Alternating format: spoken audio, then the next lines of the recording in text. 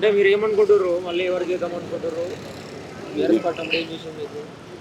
మాకు TRS party అయితే ఏం చేయలేదు అప్పుడు. ఓకే.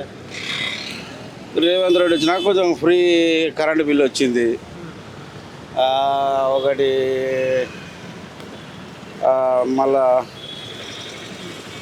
ఈ ఓట్లుది కొంచెం నవీన్ యాదవ్దే ఉన్నది పొజిషన్ అయితే గట్టిగా.